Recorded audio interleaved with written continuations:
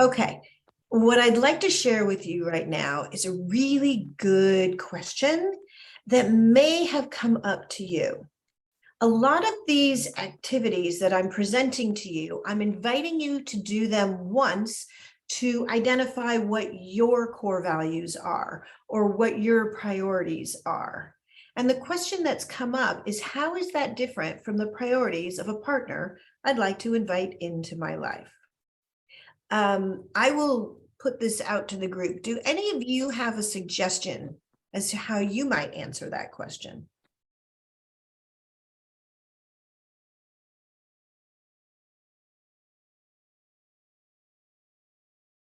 Okay, I'll go for it. So in my life, for example, I have my core values written out. Well, somebody made them for me in little blocks of wood. Lighthearted, leadership, inspirational, love, accountability, responsibility, communication, innovation. So these are some of my top values. I value adventure, family, those kinds of things. At different points in my life, like when I met my late husband, I think those all applied, but my top 5 at that point in my life, my goal was to create a family, find a partner, create a family, and an adventure. But adventure was more important than creating a family. So when my late husband and I met, very quickly, we did these exercises not knowing. I didn't have this kind of process in place, but we certainly figured all of these things out. We realized that career was very, very important to each of us, but very different careers. So as we started to talk about these things, what we learned is where we were at the lifeline of our relationship arc. So we had potential at that point, both of us. We had plenty of things that, we needed to grow with, but we knew we could support one another. We both wanted a family. We both wanted children. We both wanted to be in a partnership doing it. Those kinds of things. But I will tell you, I am more adventurous than he ever was. So adventure would be one of my core values. Family was actually higher on his list than mine. Let's see, accountability, responsibility. And he was more of a homebody. He was not a marketing person at all. Like, he would be better at this than me, but he never wanted to manage people. He didn't want to be the showcasing person. He was the behind the scenes guy. So very, very different in that regard. And and this actually came to my mind while I was saying this in the last module, excitement. I like to be the sparkle. I like to be the one who's like, come to our party. Welcome to what I'm doing here. I love that kind of stuff because I love to invite people in that regard. Whereas my late husband, he was quieter. And the good news of this is I am so driven that if I was partnering with someone who was putting more on my to-do list, I would easily be overwhelmed. So those are some of the ways that we were similar, but also some of the ways that we were different. He was much calmer. His frequency was much calmer than mine. And he was fine that I was like, come to the party. We're throwing a dinner party at my house. Because he was happy to have the people come over because then he could talk with them one-on-one, but he did not require a big group or an audience or anything like that. So what I'm saying in this is the ability to know who you are, and this is a lot about developing that personal profile, is going to be a different person than the person who you invite into your life. Anyone who you actually invite into your life is going to change your life. This is part of the exciting part of dating. If you meet someone who has a hobby that you don't know about, you could learn so much about it. If their hobby is sailing or flying small planes or doing accounting, whatever it is, you can learn so much from your person, and then realize, how does that work in your life? That's what the dating process is all about. I'm trying to think of people I have dated, and some of them were very quiet and shy, reserved. Some of them really wanted to just go hiking in nature. Some wanted to go out and be amongst the people. And depending on what you want in your life is going to help you determine who's the right fit for you. So you go through those exercises, one as you as an individual, and then who you'd like to invite in. So faith may be of utmost importance to you, but it's not a highest priority for you to have a partner who has the same faith. The fact that they have a spiritual essence is enough, but that doesn't change your faith or how you practice it. Anybody want to give me an example to push against or challenge? Must be positive. Say it again, Tom. Must be positive. Must be positive. So if that actually makes me think of a couple of good things. Thank you for the prompt. So if you're around someone who we call them like an energy vacuum or an energy sucker, that's going to take you down with them. Whereas if you've got someone who sees the glass half full, can find the silver lining in any situation. My cousin and I have so much fun together. I've said, we could get stuck in an elevator and still have a good time. It wouldn't matter what we were doing. We enjoy each other's company, and that is enough. But there are plenty of people who you may not want to be stuck in an elevator with. There's a litmus test. The one I usually use is, would I want to be sitting next to them on a long airplane flight to go on an adventure with them? So, I mean, that's a really relevant one. Must be positive. And again, if you're someone who tends to be quiet and reserved, but you really want someone to ignite the activity and come up with the idea, and you are ready to go for it, then that's who you're looking for. Maybe, again, with my late husband, I can use the example. He was always ready for, thank you, Tina. He was always ready for the adventure, but it wasn't something that he was raised coming up with it. So you don't want to be caught, as Tina notes, in a bad situation or a boring conference with someone who is like, oh, no. But if you're sitting next to somebody who's super fun, then, it's always a good time, and you can look forward to that time because that energy is going to be inspiring to you. All right.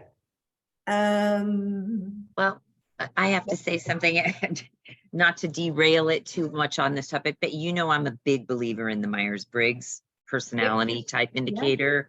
And, for me, it always makes sense to people that I'm drawn to as friends or as lovers are the type that are compatible. It's reflective of my personality type. And it's, there are those that I'm just like, oh, no way. And oh, yes. Right. And it always matches up on the Myers-Briggs. So for me, that's why I wish there was a really good dating app for it. Many people put their Myers-Briggs results right in their dating profile. Have you seen that? Well, I'm going to, yeah. But I've been studying it for years, and I don't know. A lot of people don't know what it is. They may have heard the acronym, but they're like, well, what does that mean? Anyway, yeah. So what it is, and it seems to me that you're very well versed on it. So my suggestion to that, because this is important to you, you've brought it up a couple of times, is to know if you're an extrovert, what is life going to be like with an introvert? Now, I would not say that that's an opposing or a bad idea for you, because if you like to be the limelight center of attention, someone who's introverted is going to give you that light. Whereas Right, if right. you're partnered with someone who's fighting for that time, that attention and headline and spotlight, then you don't want to be in competition with your partner. So you see how, regardless of, you don't necessarily have to be the same. It can be. Oh, as a matter of fact, you don't want to be the same. Yeah. I mean, that's kind of like what you're saying. In a lot of ways, it is opposite attract, Mhm. but not completely opposite, because then you're like, there's no, it's like, anyway, I just find it extremely fascinating. And I wish there was an app, because that would help me navigate through to those ones that the pot that is possible, and weed out those that aren't, So here's what I'm saying is figure out which ones, I mean, it sounds like you have an Oh, I idea. know of who you like. which 5 or 6 are the All right, best for so me, all but you need to do, and if you need my help, in our one-on-one, I'm happy to help you with this. Figure out what they are and then ask a specific question, an okay. open-ended question, very early on to figure out if they match that up for you, because this is important to you. I wouldn't say this to everybody, but this is Yeah. important to you. I So don't come really up know with that what one question will determine it. It's pretty deep. It's more than just introvert or extrovert, it goes pretty deep, but Right, but yeah. you can start to ask those questions to gain the insight into who you're connecting with, to see if the vibration or the energy is right for you. Because the Myers-Briggs is pretty detailed. You can ask them to take the Myers. I had a guy have me take one of those quizzes. Okay, what did you test as? Well, I don't remember, but. Oh, okay. See, most people don't remember. They're like, I don't know. Right, because it's 4 letters, so it's hard to kind of remember. Yeah. Right. Unless Well, you're into it, right? yeah, I'm an extrovert. For sure. Yeah. I don't remember what the other 3 are, but so, I mean, I base my choices on different things than the Myers-Briggs. I'm not a Myers-Briggs representative. But I think that there's validity. I know that that's important to you. That's why I'm reviewing it in this way. I still believe that you can come up with some questions that will give you an idea of who you're looking for, because you have clarity for you of these 5 different types who you're looking for. So you wouldn't say, are you an introvert or an extrovert? But you'd be like, so do you like going to big parties, or do you prefer, going out to dinner one-on-one? So you get the answer without putting them through the actual test. Anything else? I'll go. So I think for someone like me, I want someone with the same intellectual or curiosity that I have, not necessarily in the same subject areas, but, just someone who's, curious about the world, who wants to, who's curious about everything, who wants, wants to think about answers to the big questions and follow all the latest research in different areas, not necessarily formally, but just, someone who's very, open-minded, intellectually curious, wants to find out about everything. And again, not necessarily the same subject matters, but, I think that would be my top priority for sure. I would totally agree with you for you. Intellectually curious or even just curious. Tina, optimistic, intellectual, curious. Yeah, those are good ones for you. Because somebody who's like-minded in their sense of curiosity is going to be someone who sees philosophically a big picture concept and is going to be really excited about researching or studying or asking these open-ended questions and looking them up and finding the answer. So even if it's on a topic that then it creates a really exciting dynamic in conversation. Because you guys are learning and growing and sharing this, this exciting conversation together. And that is interesting for someone who's intellectually minded. Intellectual pursuits are exciting. And the other aspect of that, as you were saying, you don't necessarily need to have someone who's got the same like mind as you, because otherwise there could be a competition, or we already know that. So the alphabet's good, putting letters together to create words, that's good. It's like building blocks to a paragraph. Okay, we got that. And then it's a matter of, well, what are you going to write your story on versus what I'm going to write my story on, rather than competing in engineering and logic. If you get someone who's creative. Now, here's the thing. What attracts us to someone will also be distractive at some point. So just understand that our strengths are our weaknesses sometimes. And it's like, why aren't you logic minded? Why are you always so creative? So if you find yourself with a creative person who's totally tuned in and turned on by your logic and ability to make sense of things at a really high level, understand that she's then going to be able to paint that in colors or whatever. I'm making things up, but Of course.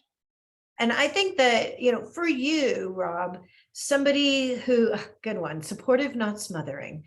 I like Tina's commentary. So for you, Rob, somebody who is intellectually curious, whether it's similar to the mind knowledge, the treasure box of knowledge that you have, or someone who has an appreciation for it, who is eager to hear your explanation of what those things are. Totally agree. Thanks for the feedback. Yeah, awesome. All right, so that brings us to a close today. I'm going to stop recording.